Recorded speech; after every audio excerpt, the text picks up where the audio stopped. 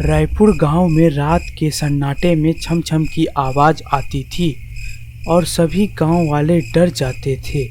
इस आवाज़ को आते हुए 3 महीने हो चुके थे। कभी कभी रात को यह आवाज़ गांव वालों को सुनाई देता था। जिस रात को यह आवाज़ सुनाई देती थी उस दिन किसी के घर से एक सदस्य गायब हो जाता था। मम्मी, चिन्नू कहाँ है? बेटा होगा अपने कमरे में। उसका कोई पता नहीं चलता था। गांव वालों को शक था कि गांव में एक चुड़ैल घूमती है। वह किसी न किसी घर को अपना निशाना जरूर बनाती थी। वह हर दिन रात को आके अपना निशाना बना के जाती थी।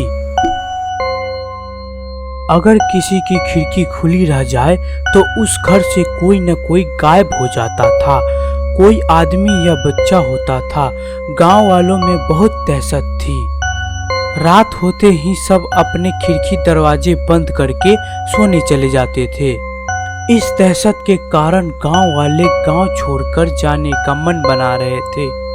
एक दिन गांव के सरपंच ठाकुर सुरेंद्र सिंह ने गांव वालों को इकट्ठा किया और उससे बात की। एक चुड़ैल के डर से आप लोग गांव छोड़कर जा रहे हो। इस तरह तो पूरा गांव उजड़ जाएगा। हमें इस समस्या का कोई हल ढूंढना चाहिए। इस तरह से अपना घर, अपने खेत छोड़कर भागना नहीं चाहिए।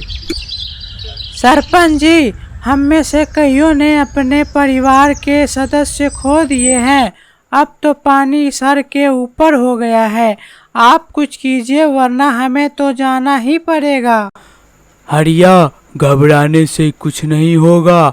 मैंने अगले गांव में रहने वाले ऋषि मुनि को बता दिया है। वो टोना टोटका करते हैं। उन्हें बुलाया है, देखते हैं क्या होता है। गांव वाले सरपंच को बहुत मानते थे।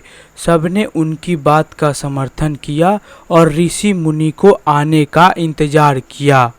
अगले दिन ऋषि मुनि गांव में आए। काले रंग के कपड़े पहने, गले में बड़ी छोटी मालाएं पहने वे गांव के बीच बने पीपल के पेड़ के नीचे बैठ गए। सरपंच और गांव वाले दौड़ते हुए उनके पास आए, उनका स्वागत किया और गांव वालों ने अपनी समस्या बताई। उसे सुनकर ऋषि मुनि ने कहा, मुझे उन घरों को देखना है जहां यह सब हुआ है। गांव वाले उन्हें एक घर के पास ले गए। वहां पहुंचकर ऋषि मुनि आंख बंद करके उसकी चौखट को छुआ। ऋषि मुनि जी ने कहा, यहाँ तो चुड़ैल का साया है, इससे बचना बहुत मुश्किल है। मुझे पूजा करनी होगी, इसे वश में करके पूछना पड़ेगा।